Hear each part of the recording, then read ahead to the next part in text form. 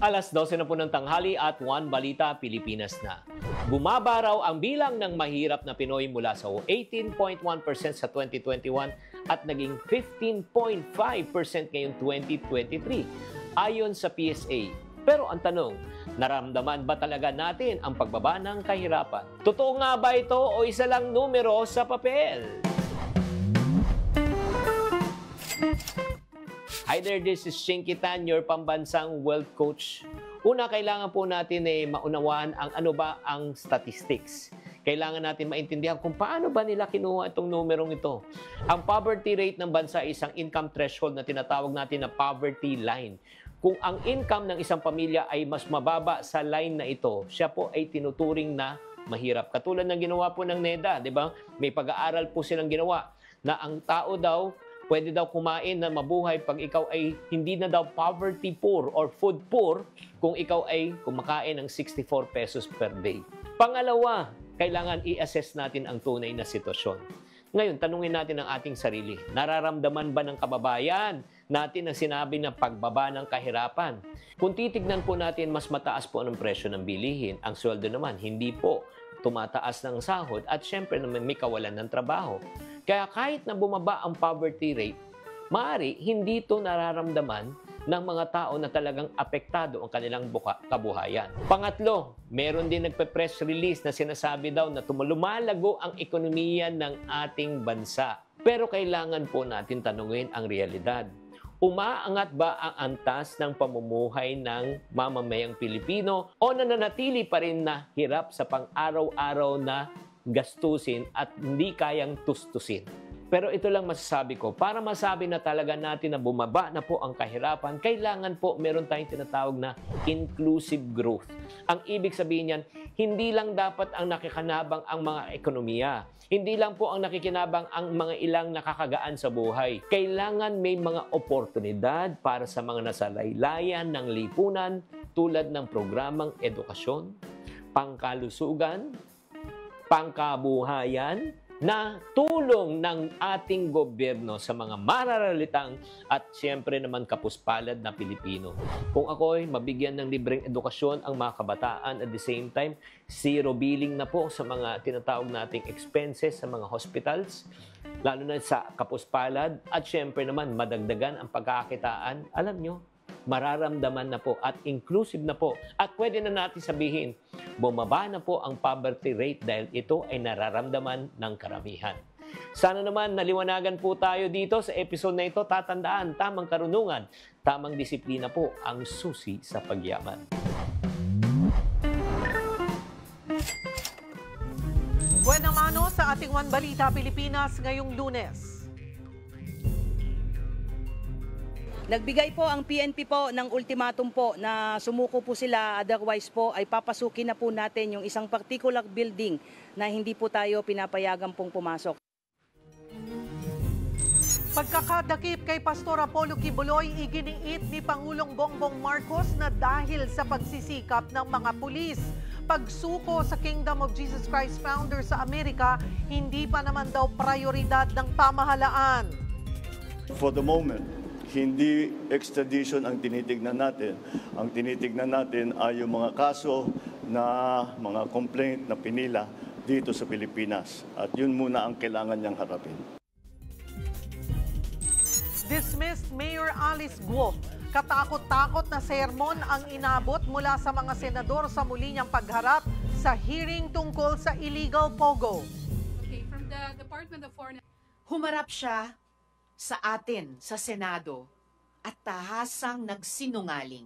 Kahit anong pagpapakyut niya, hindi matatanggal ang katotohanan ito. Dalawang low pressure area binabantayan ng Pag-asa dahil sa posibilidad na tuluyang maging bagyo ngayong linggo. At Josh Cullen ng SB19 magkakasolo concert na. Balitang mainit-init pa! Yan ang latest sa showbiz sikahan. Ngayong tanghalian, kasalo si Cheryl Cose. One Balita Pilipinas!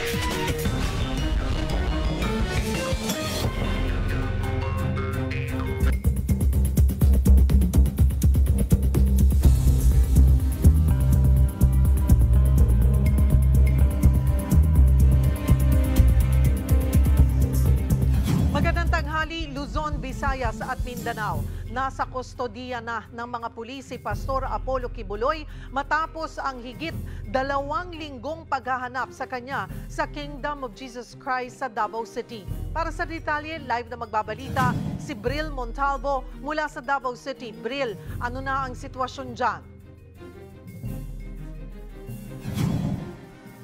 Cheryl, natapos na ang pagalugad kaya wala na mga pulis sa KOJC compound. Yan ay matapos na makuha na ng mga otoridad ang kustodiya kay Pastor Apollo Kibuloy nitong linggo.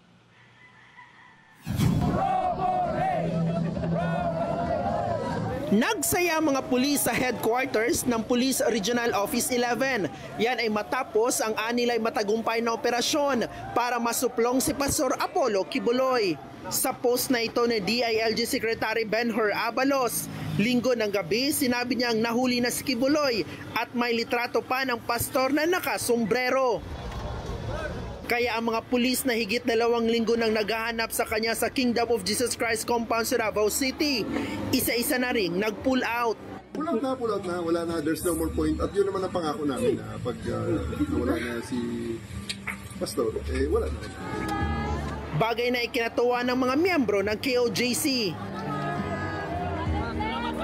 Ayon naman sa PNP, linggo ng hapon sumuko si Kibuloy. Kasama niya ang mga personal assistant na sina Jacqueline Roy at Ingrid Canada at miyembro ng KOJC na sina Crescente Canada at Sylvia Simañez.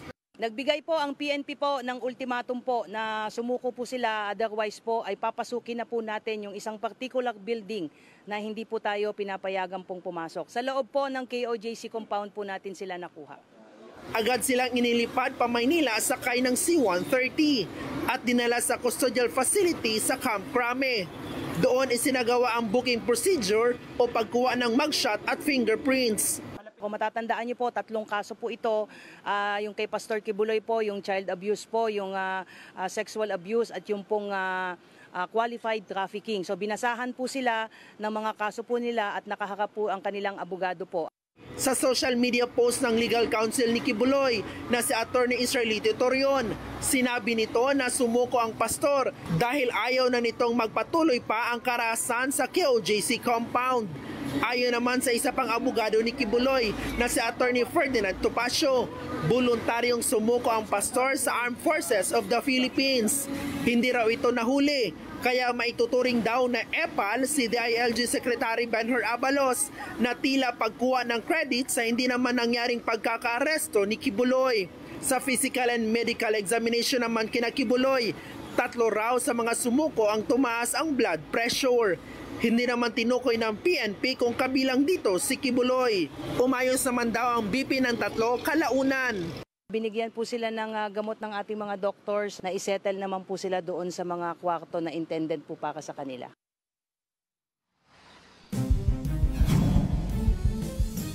Cheryl, ipapaalam ng PNP sa mga korte ng Quezon City at Pasig ang pagsuko nila Kibuloy. Balik normal naman ang sitwasyon sa loob at labas ng KOJC compound matapos mag-pull out ng mga pulis. Cheryl? Maraming salamat, Bril Montalvo. Tinabla ni Pangulong Bongbong Marcos ang sinabi ng kampo ni Pastor Apollo Kibuloy na sumuko siya at hindi naaresto ng mga otoridad. Para bigyan ng mukha ang balita, Mobile Journal, Julie Baiza.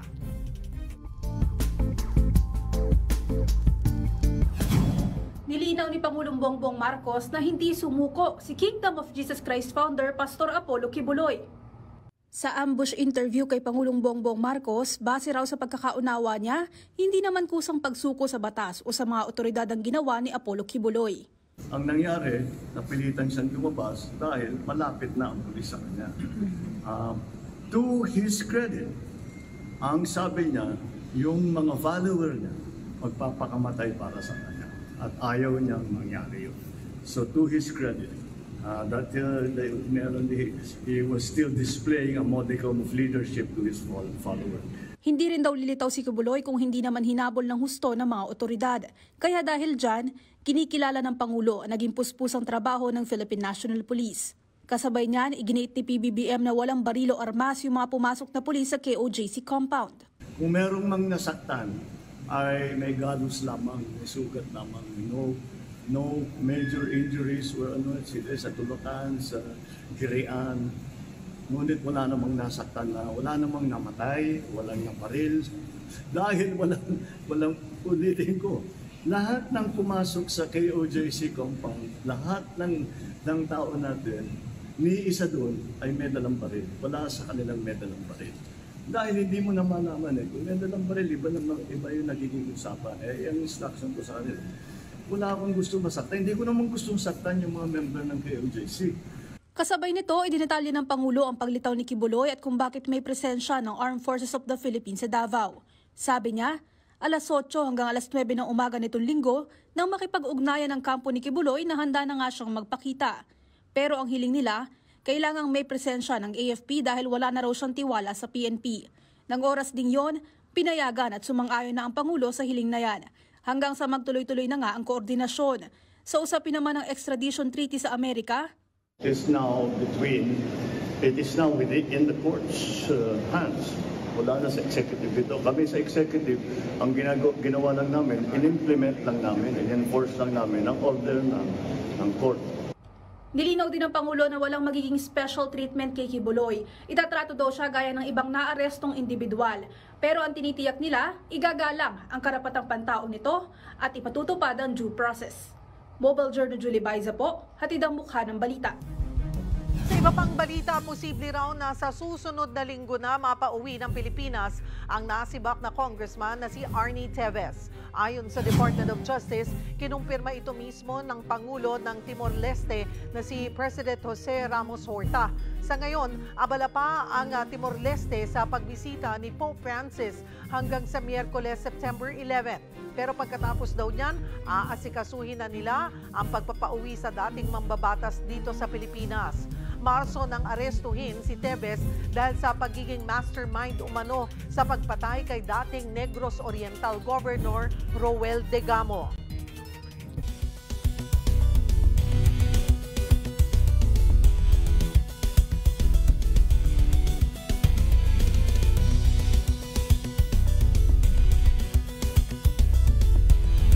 Iginiit ng PNP na walang special treatment na ibinibigay kay dating Bamban Tarlac Mayor Alice Guo habang nakadetain siya sa PNP Custodial Facility sa Camp Crame. Kung ano raw ang pinapakain sa iba, yun din daw ang ibinibigay kay Guo. Yun nga lang, nagreklamo raw si Guo nitong weekend na sumakit ang tiyan dahil sa nainom na tubig. Binisita na siya ng kanyang abogado para dalhan ng hiwalay na inuming tubig at ibang gamit. Sa interview naman sa kanya ng News 5 sa Jakarta bago pa siya naiuwi dito sa bansa, inamin ni Guo na mag-isa na lang siyang nagtago nang mahuli ang kanyang mga kapatid na si Sheila Guo at Pogo caretaker na si Cassandra Lee Ong sa Indonesia.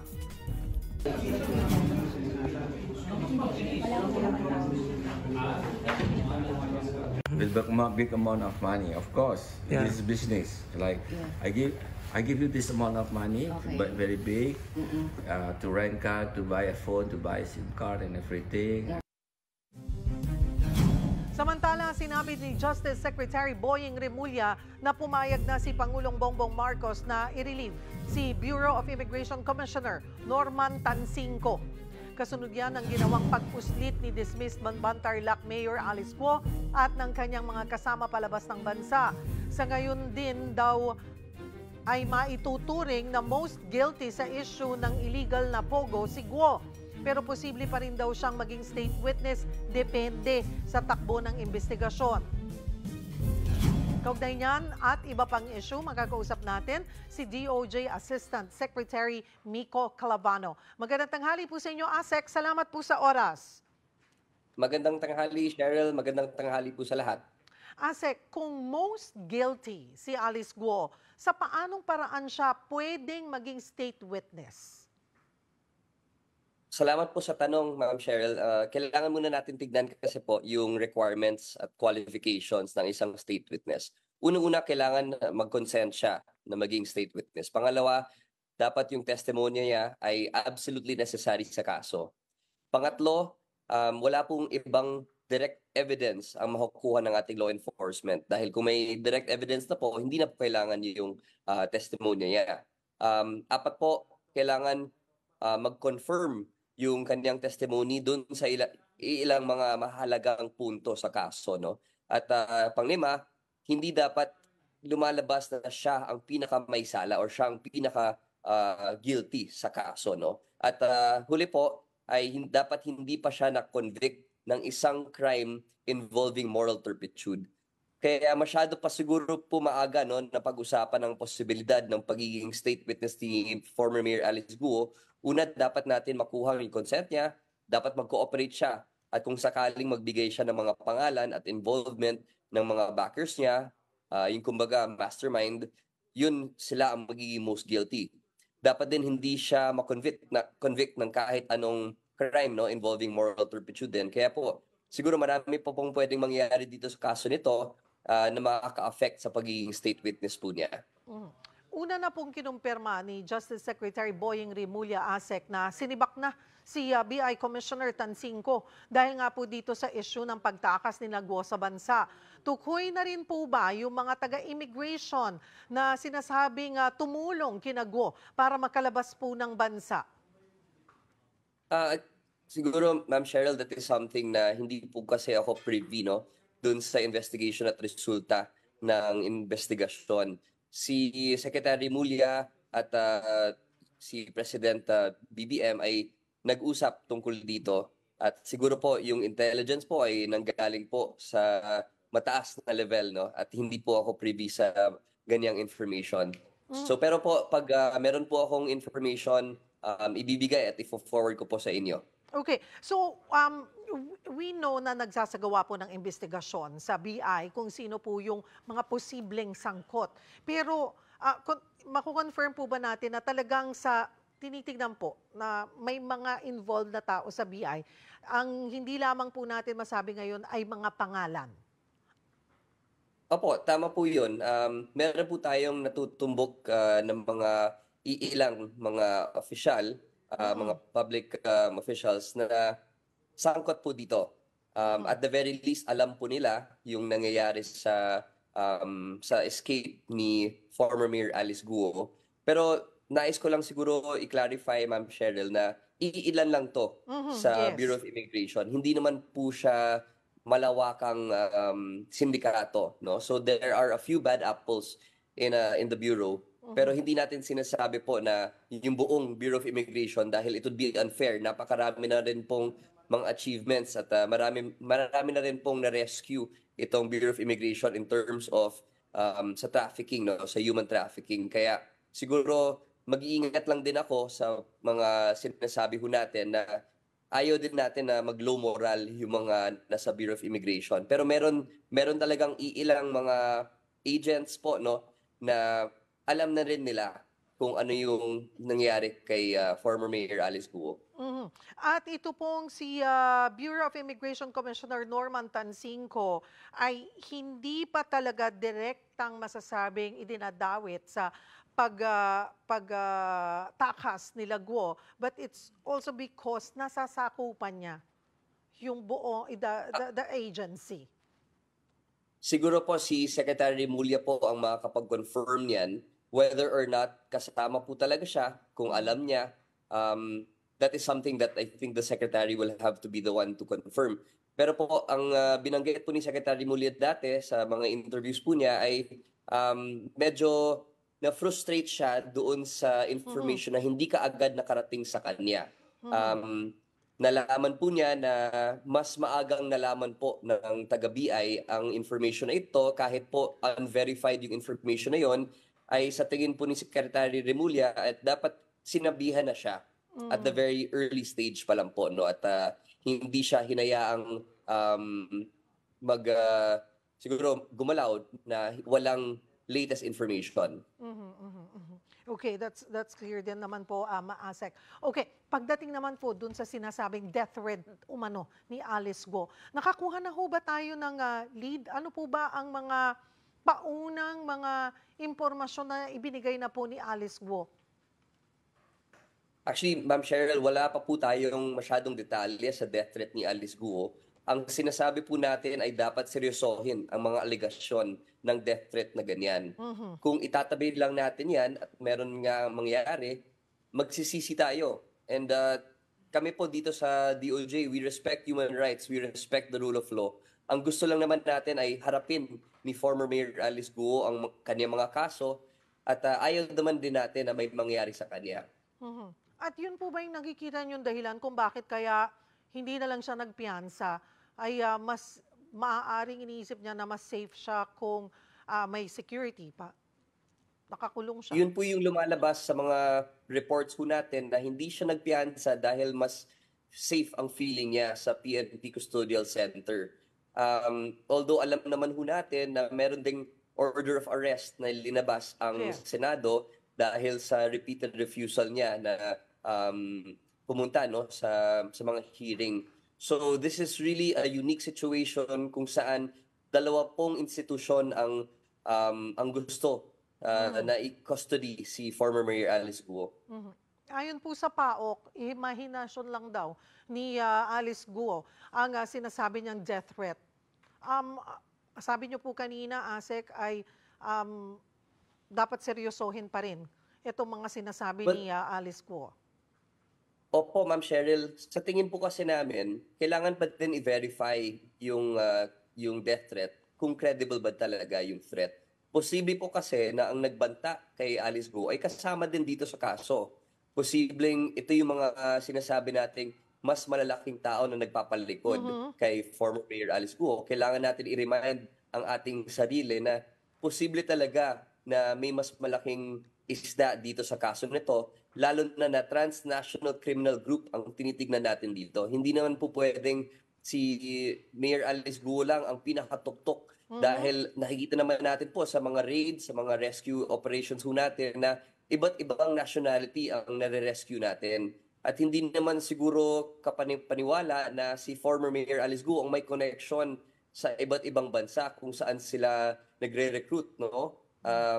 Napakalawak po siguro ng network ni former Mayor Alice Guo, kaya hindi natin pwedeng itabi yung death threat niya dahil malamang ito rin ay isang hakbang para makita natin yung kabuuan ng kwento dito. What do we know? Do we know kahit man lang po initial, are we doing our own investigation or may mga nakukuha po ba tayong mga intelligence report na yung tumpo sa tinutukoy nyo na posibleng transnational criminal group? Well, Ma'am Cheryl, nagtulong-tulong po tayo sa iba't ibang mga counterparts natin, lalo na dito sa ASEAN, na mag-info sharing, no? Dahil meron silang sariling operations sa kanilang mga sariling bansa, meron din tayong operations dito, nakukuha natin paunti-unti yung parang network or yung web ng mga magkakakilala dito sa Pilipinas. At vine-verify din natin ho yan sa mga counterparts ho natin sa ibang bansa. Kaya paunti-unti po, kumaklaro, medyo gumaganda na po yung picture natin ng network, no? Although, syempre, kailangan muna natin tapusin yung investigation para hindi tayo paunti-unti naglalabas ng information. Baka lang po kasi maudlot yung ating investigation na dapat malalim muna at masusi. Pero ASEC, nakikita po ba natin na patungo nga na talagang bahagi po siya ng isang malaking sindikato? Yun po yung lumalabas ngayon, Ma'am Cheryl, no? Doon pa lang sa mga incorporators ni former Mayor Alice Guo, meron na tayong nakikita na mas malaking network. Linabas na po ni Senator Risa Ontiveros yung findings niya doon sa mga kasama niya sa incorporation papers at yung iba dyan ay wanted na rin sa ibang bansa. Kaya ito yung nakikita natin, kumbaga parang tip of the iceberg pa lang to. May lumulutang na mga pangalan, may mga associations na nakikita tayo, pero alam naman ho natin na hindi pa ito yung pinakadulo ng investigation. At siguro kung mag-cooperate ng si former Mayor Alice Guo sa mga hearing, lalo na ngayon na nagdinig po yung Senado sa kaso ni former Mayor Alice Guo, pag may lumabas pa po at mas malinaw na yung magiging investigations natin, doon lang natin masasabi kung gaano kalalim itong kaso na ito. Sa mga kinakaharap ngayon po ni Alice Guo, ano yung pinakamabigat na parusang pwede niyang matanggap? Well, yung sa Pasig RTC po, nakahain doon yung human trafficking. Actually, qualified trafficking ang kinaso sa kanya. This is a non-bailable offense. Opo. So, itong kaso na ito ay nasa DOJ pa lang. Palabas na po yung resolution anytime now. At ipa-file na po yung information kung sakaling magkaroon ng probable cause or in the case right now, reasonable certainty of conviction na mag-file ng case. At ipa-file po yan sa Pasig City RTC. Okay, kailan po? Sabi niyo po anytime now, but when is that? Within the week po? Mahirap po pangunahan yung panel of prosecutors dahil sila naman po talagang nagde-decide yan. Although dahil po siguro mas klaro na po yung facts ng kaso ay siguro within the week. Although I cannot say that with full confidence dahil ang decision ay lalabas po mula sa panel of prosecutors mismo. Sek, ano pa po ulit na iba pang kaso ang kakaharapin? Bahagi din po ang laundering, no? Money laundering. Yes po. Kasama po dyan sa mga list of cases ang money laundering. There are 36 respondents in that case and 87 counts of money laundering. Meron din po tayong cases filed by the COMELEC, filed by OSG, yung sa to cancel yung passport niya. Meron din tayong final sa Tarlac. Well, actually, ang DILG ang nag-file niyan sa Ombudsman and then yung Ombudsman na po yung nag-file sa Tarlac. No? So, ito yung kaso kung saan lumabas ang warrant of arrest niya. Kaya siya ngayon nakakulong pero bailable yon. Pero sa inyo nga po, pinakamabigat na yung qualified trafficking and the money laundering po. Tama po yun, Ma'am Cheryl. Okay. Puntahan ko po rin naman itong kaso ni Pastor Apollo Kibuloy, ASEC. Bukod dito po sa Pilipinas, may kinakaharap nga siyang kaso sa Amerika. Yung ano po ang extradition treaty ng ating bansa? Kaugnay po ng ganitong sitwasyon para sa kaalaman po ng ating mga viewers. Itong extradition treaty po ay sinign noong November ng 1994 pa, no? Tinitingnan ko po yung wording kanina at meron po tayong obligation na i-extradite kung sino man ang i-request ng US. Pero po, dahil po kinasuhan ho natin siya dito sa Pilipinas, dahil alam naman ho natin na yung mga biktima ay mga kababayan ho natin, final talaga natin dito sa Pilipinas. And that will serve as a bar. Kumbaga parang ano siya, harang siya sa pag-extradite natin kay Pastor Apollo Kibuloy. However, siyempre, sinabi na rin ni President Bongbong Marcos na he will have to face the cases here first sa Pilipinas. Especially na may working justice system naman po tayo. Yung mga kaso po na hinaharap po ni Pastor Kibuloy, hindi biro dahil child abuse tsaka qualified human trafficking din. We want to exact liability and we want to make sure na mananagot muna siya dito sa Pilipinas. At pag po natapos yung kaso niya, tsaka po siya, pwede na po siya for extradition. But the thing is, after po tingin yung kaso, kung sakali man pong maging guilty ang hatol, tatapusin muna yung hatol. Tsaka pa lang pwede. Ganun po ba yun? Well, there are instances, no, Ma'am Cheryl, na yung prosecution ay hihinto sa pag-prosecute dahil may extradition request. Pero ayoko lang siguro pangunahan dahil wala ba naman pong extradition request pa ang US, no? So, I think it's a conversation that needs to be had when pag dumating na po yung extradition treaty. Sa ngayon po, wala pa po tayo nakakuhang extradition treaty dahil ang proseso po dyan ay dadaan muna yan sa Department of Foreign Affairs bago i-endorse dito sa DOJ. Pero as of now, wala pa po tayong nare-receive sa DFA. Kaya wala din tayong wala ring discussion ang nangyayari dahil may kaso naman, kakahuli lang po ni Pastor Kibuloy kagabi, kaya isa-subject muna siya sa local processes po natin. Kasi mabibigat din po yung kinakaharap niyang kaso sa US Court. Nandiyan ang conspiracy to engage in sex trafficking of children, sex trafficking by force, fraud and coercion conspiracy, tsaka yung bulk cash smuggling. Klaruhin ko lamang po ulit, Asik, yung kaninang sinabi nyo. Okay, kung sinampa na yung kaso dito, tatakbo na yung hearing. In case po na makatanggap tayo ng request mula sa Amerika, tayo ba magdedesisyon, choice ba natin yun kung ihinto natin at ipadadala natin siya sa Amerika para kaharapin yung mga kaso niya doon, or tatapusin muna yung hearing dito? Lahat po yan ng binanggit niyo po, Ma'am Cheryl, ay posibleng mangyari. Okay. It's possible na hindi natin itutuloy yung kaso sa court. Pwedeng kung nasa gitna po ng case yung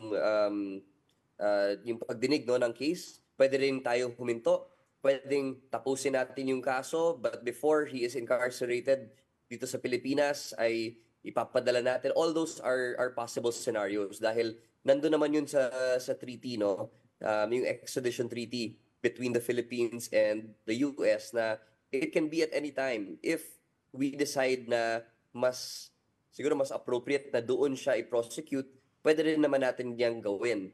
But again, it's a discussion that needs to be had when the actual extradition treaty comes in, dahil hindi pa natin alam yung wording din ng extradition request, no? Pwede nilang i-request na ngayon na. Pwede rin nilang sabihin na tapusin muna yung kaso. But as of now, dahil wala pa po tayong extradition request, hindi rin natin alam yung specifics nung request nila. Alright. Marami pong salamat sa inyong oras, DOJ Assistant Secretary Miko Clavano. Magandang hapon po.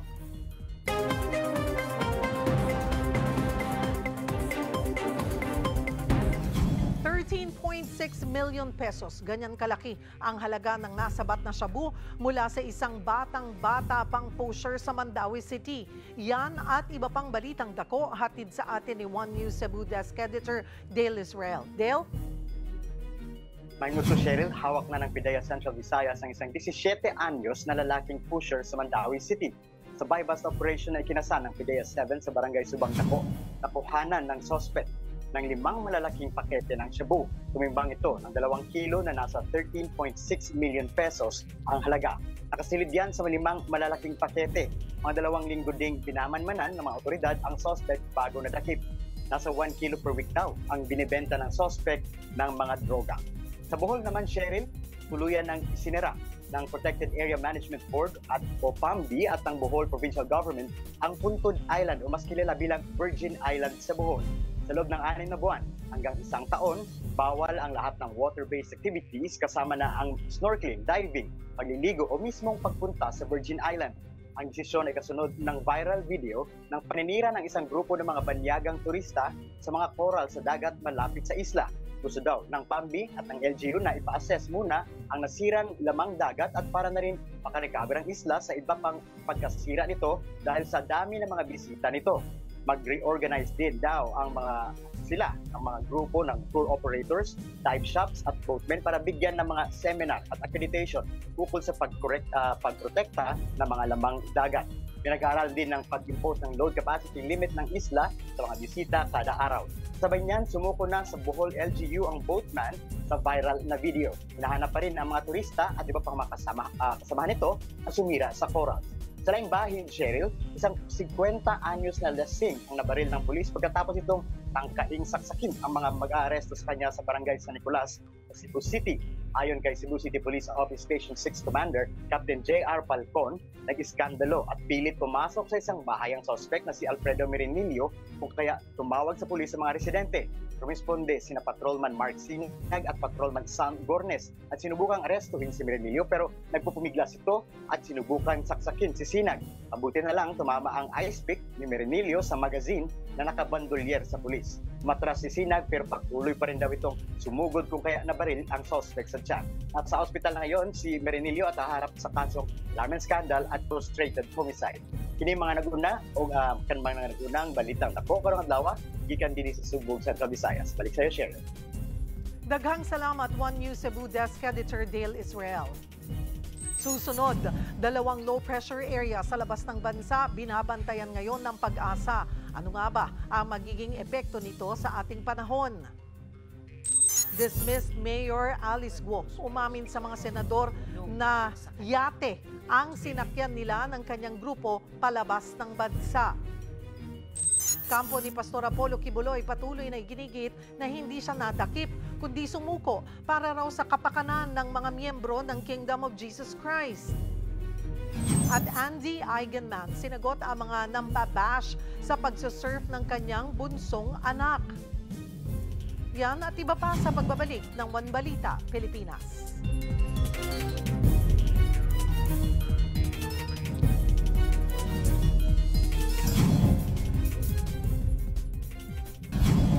Kasisili pa lang ng haring araw pero mukhang maulang panahon ulit ang mararanasan natin sa mga susunod na araw. May 2 low pressure area kasi na binabantayan ngayon ang Pag-asa. Para bigyan ng mukha ang balita, Mobile Journal, Francis Orso.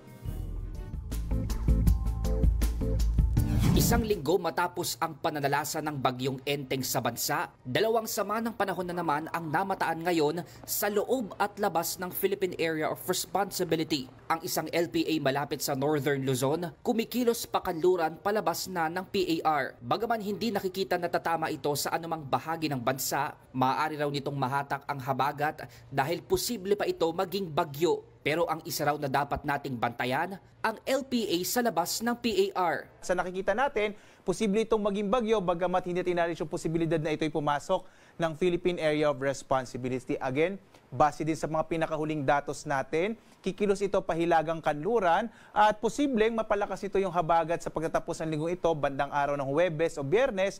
Una nang iniulat ng Pag-asa na bago pa man maging LPA ang malayong sama ng panahon, nakitaan na ito na may tropical cyclone-like vortex o TCLV. Ginagamit ngayon ng ahensya ang termino na yan kung may nakikita silang kaulapan na at least 10 meters per second ang bilis ng sirkulasyon ng hangin at may potensyal na maging bagyo sa susunod na 2 linggo. Ito yung may high likelihood of tropical cyclone formation and is projected to enter the PAR during the period. Ang ibig sabihin lang yan, yung all criteria na sinabi natin ay na-met nitong TCLV, kaya mas mataas ang likelihood ng TC formation na posibleng papasok nga dito sa PAR. Sa ngayon, kahit na malayo pa sa bansa ang sama ng panahon, pinapaalalahanan pa rin ang publiko na maging alerto. Tuloy-tuloy pa rin kasi ang epekto ng habagat na nagpapaulan ngayon sa Ilocos Region, Cordillera Administrative Region at Cagayan, habang magiging maulap sa ilan pang bahagi ng Luzon kasama na ang Metro Manila. At maaliwalas na panahon naman na may tsansa ng localized thunderstorms sa Visayas at Mindanao.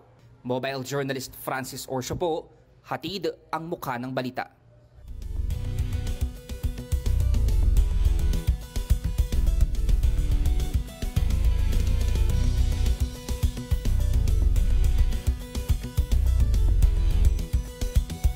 Cited in contempt na uli ng Senado si dismissed Mayor Alice Guo dahil pa rin sa pag-iwas sa mga tanong. Para sa update, magbabalita live si Mobile Journal, Amy Atienza. Amy, ano ang naging tanong ng mga senador? Cheryl, ito nga mainit ang ulo ng mga senador sa muling pagdalo sa pagdinig ni Alice Leal Guo upang makumpirma ang kanyang identidad at mabigyang linaw ang issue sa Pogo. Bago pa man magsimula ang hearing, talagang inanunsyo na ni Philippine National Police spokesperson Colonel Chin Fajardo na nakaranas ng stomach Guo bago ang hearing. Sinigurado rin daw nila ang kaligtasan ni Guo sa pagsuot niya ng bulletproof vest. Nagkaroon ng opening messages ang ilang miyembro ng komite kung saan patuloy nilang iginiit ang mga kaso ni Guo. Ayon nga kay Senator Sherwin Gatchalian, may 7 kasong naisampa kay Guo, kabilang dito ang graft and corruption, human trafficking, co-waranto mula sa Solgen, tax evasion, money laundering, cancellation of birth certification at violation of election code. Ipinakita rin ni Senator Raffy Tulfo ang isang 1-minute video ng transport fishing vessel na ginamit ni Guo paalis ng bansa. Cheryl, na patawan din si Guo ng pending contempt case matapos niyang giit na itinanggi na siya si Guo Huaping. Bagaman nagpakita ng dactyloscopy report ang Senado na identical ang fingerprints ni Guo Huaping at Alice Guo, ay hindi pa rin kinumpirma ni Guo ang kanyang pagkatao. Patuloy din ang pagsabi ni Guo na siya ay isang Pilipino at mariin na itinanggi ang pagkakaroon ng Chinese passport. Samantala, umiikot din ang diskusyon sa natanggap na death threats ni Guo. Nagsimula raw ito noong Hunyo ngayong taon at nakuha niya galing sa mga text messages. Sa kanyang pag-alis, kinumpirma niya na sa isang yate siya sumakay at pinayagan naman siyang isulat ang mga impormasyon, pero patuloy ang pagkiusap niya na huwag itong ipalabas sa publiko. Sherry, sa ngayon nga ay patuloy pa rin ang hearing para makumpirma ang mga detalye ng kanyang pagkatao at mga taong tumulong sa kanyang biglaang pag-alis sa bansa. Maraming salamat, Amy Atienza.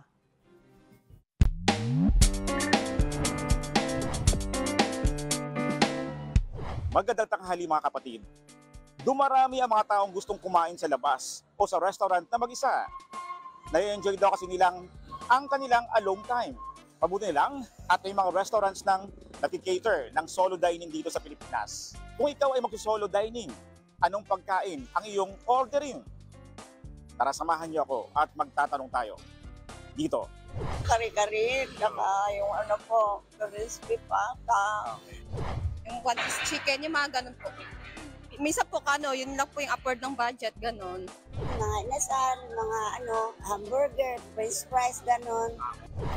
Yung mga in-order ko po is fried chicken. Yun po yung parang student meal, mga afford po na pagkain ng mga student. Ang madalas talaga is chicken.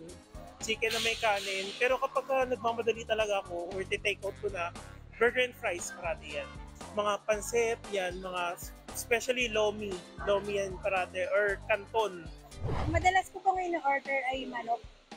Mas masarap po kasi yung mga fried chicken kapag kinakain po siya sa mga fast food. Favorite, chicken, ganon. Gusto ko yung yung tenderness ng chicken, ganon. Yung juicy ng pork. Ganon. Doon kasi ako mas nabubusog. Tapos lagi kong sinasal ng kanin, ganon. Ako ang inyong hani ng bayan, ang tunay at nag-iisang pantanggal umay sa pananghalian.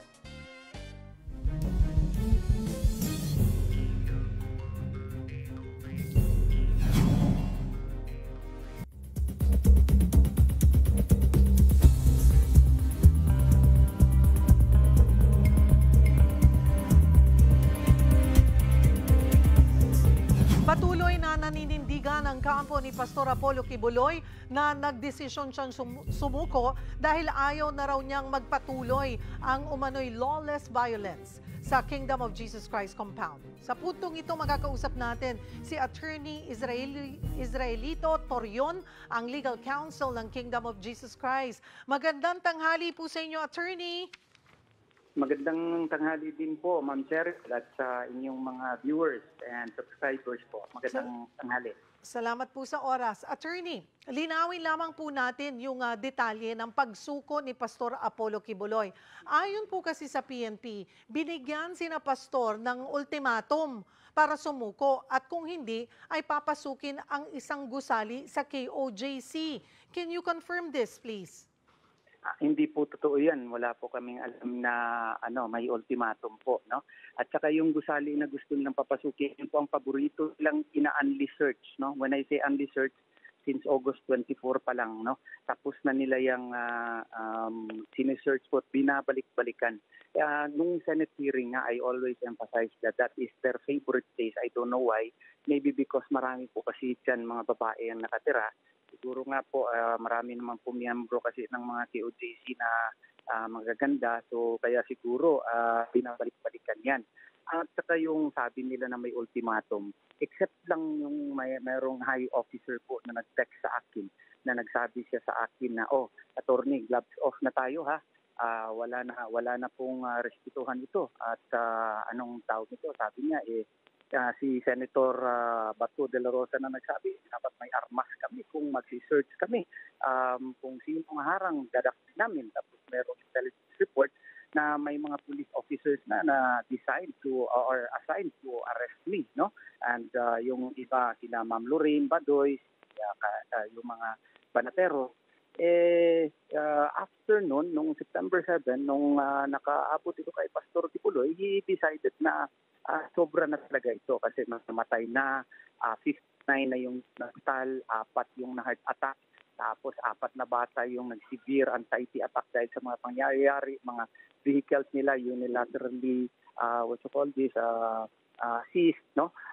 Yung kanilang cathedral has already been turned into, been desecrated already, yung JMC na eskwelahan, nag-tunneling operations na sabi niya tama na I will, even if pending pa yung mga legal remedies na sinik namin sa Court of Appeals at saka hindi pa na-rule yung motion for reconsideration namin, surrender na ako. And he called on his leaders, gabi ata yun, late night nung September 7. Nalaman ko yung lahat pagka September 8 na nakabalik pala si Pastor sa compound. Okay, sandali lang po. Yung sinasabi niyo pong ina-unli search na building, anong building po ito, attorney? Ano yan? Apollo College of Ministries po. Apollo College. Hindi kasi kami pinapapasok sa press briefing, kaya I decided to accept your call. We already, ngayon lang no, dito sa Camp Crame, we already reminded them that under Republic Act 7438, Section 2A, the accused shall be assisted at all times. No? Hindi pa rin kami pinapapasok. So parang pinang-presenta na ata si Pastor Apollo Kibuloy. Ngayon lalabas na. I have to cut this off. I promise you, I will give in to your, I have to cut this off. Sige po. Salamat po. Alright, yan po ang legal counsel ni Pastor Apollo Kibuloy na si Attorney Israelito Torion, at katulad po ng sinabi niya ay he needed to cut our communication dahil palabas na po, tapos na yung press briefing po ng authorities kay Pastor Apollo Kibuloy, at ang kanya nga pong sinasabi ay hindi sila pinahintulutan na makasama sa isinagawang press briefing. Well, patuloy po natin imo-monitor ang storyang to, kaya tumutok lamang po kayo dito sa One News at sa 1PH.